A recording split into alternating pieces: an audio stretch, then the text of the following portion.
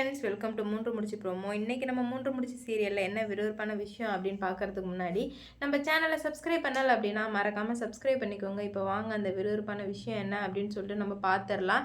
இப்போ நம்ம நந்தினி வந்துட்டு எப்படா ஜெயிலேருந்து வெளியே வருவாங்க அப்படின்னு சொல்லிட்டு எல்லாருமே வெயிட் பண்ணிகிட்டு இருக்கோம். ஏன்னா நம்ம நந்தினி வெளியே வரவே கூடாது. ஏன்னா அவன் கண்டிப்பாக வந்துட்டு பொழைச்சிடுவான். பொழைச்சதுனால மட்டுமே வந்துட்டு நந்தினி வெளியே வரக்கூடாது. பொழைச்சிட்டுன்னு கண்டிப்பாக வந்துட்டு அது கேஸ் கொடுக்கலாம். ஆனால் அந்த ஜெயிலே 10 வருஷம் எல்லாம் இருக்க வாய்ப்பே கிடையாது. அதனால தான் இப்போ எல்லாருமே சேர்ந்து ஒரு கூட்டாக ஒரு முடிவு பண்ணுறாங்க. ஏன்னா சுந்தரவழி தனியாக நம்ம நந்தினியை பழி வாங்கணும், அந்த பிரசிடென்ட் தனியாக நம்ம நந்தினியை பழி வாங்கணும், பத்தாவதுக்கு நந்தினி இப்போ சுந்தரவழி வச்சு ஆள் வேற தனியாக பழி வாங்கணும்.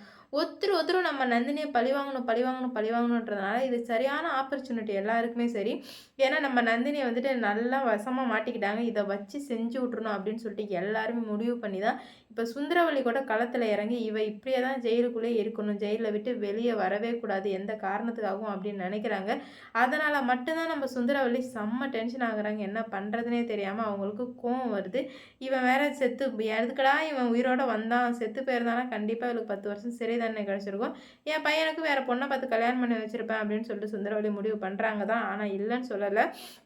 ஆனாலுமே வந்துட்டு சுந்தரவழிக்கு என்ன எண்ணம் அப்படின்னு பார்த்தீங்கன்னா 10 வருஷம் கழிச்சு கூட இவ வந்துடவே கூடாது, இவ இப்படி ஒருத்தி இருந்தா அப்படின்னு சொல்லிட்டு என் பையன் வந்துட்டு முழுக்க முழுக்க மறந்துடணும், அதுக்காக இவளுக்கு ஆயுள் தண்டனை கிடைக்கணும் அப்படின்றதுக்காக போயிட்டு போலீஸ்கிட்ட போயிட்டு எனக்கு நீங்கள் என்ன பண்ணுவீங்களோ தெரியாது, உங்களுக்கு 10 லட்சம் பணம் தர்றேன், நந்தினி எப்படியாச்சும் சிறைக்குள்ளே வச்சுருக்கணும், அவள் வெளியே வரவே கூடாது அப்படின்ற மாதிரி சொல்ல உடனே வந்துட்டு கோவம் வருது அவங்க எல்லாருக்குமே.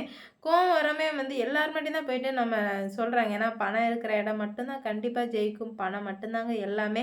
பணம் இருந்தால் எவ்வளோ பெரிய தப்பு பண்ணாலும் வெளியே வந்துடலாம். ஆனால் பணமே இல்லைனா கூட தப்பே பண்ணலான்னா தான் கண்டிப்பாக தண்டனை கிடைக்கும். அந்த மாதிரி தான் இப்போ நம்ம நந்தினி லைஃப்லேயே நடந்துகிட்ருக்கு. நம்ம நந்தினி தப்பே பண்ணலை, ஒரு பொண்ணுக்கிட்ட இப்படி நடந்திருந்தால் கண்டிப்பாக நான் இந்த மாதிரி தண்டனை கண்டிப்பாக அவங்களுக்கு கிடச்சி தான் ஆகணும். ஏன்னா தப்புக்கான தண்டனை கிடைக்காத போது தான் தப்பு மீண்டும் மீண்டும் மீண்டும் மீண்டும் வந்து நடந்துக்கிட்டே இருக்குது. அவன் வந்து கண்டிப்பாக அந்த கோலமாக உடம்பு ஃபுல்லாக பூசினது வந்து மிகப்பெரிய தப்பு. ஆனால் அதுக்கு வந்து நம்ம நந்தினி அவ்வளோ பெரிய தண்டனை கொடுக்கணும்னு நினைக்கல. அது அவங்க அறியாமல் தெரியாமல் பண்ண தப்புக்கு ஊர்க்காரங்க எல்லாருமே சேர்ந்து இதாண்டா சான்ஸு, இவ வேற பெரிய குடும்பத்தில் போய் கல்யாணம் பண்ணிட்டா, இவளை இப்படியே சும்மா விடக்கூடாது, இவளை எப்படியாச்சும் வளைச்சி பிடிச்சி விட்டுறணும் அப்படின்ற மாதிரி நினச்சி ஒருத்தர் நம்ம நந்தினி அவ்வளோ கொடுமைப்படுத்துகிறாங்க. ஆனால் சூர்யா சார் மட்டும் என் பொண்டாட்டியை நான் வெளியே கொண்டு வந்தே அவன், எனக்கு என் பொண்டாட்டி முக்கியம் அப்படின்ற மாதிரி வந்து ரொம்ப கான்ஃபிடெண்ட்டாக இருக்கார்.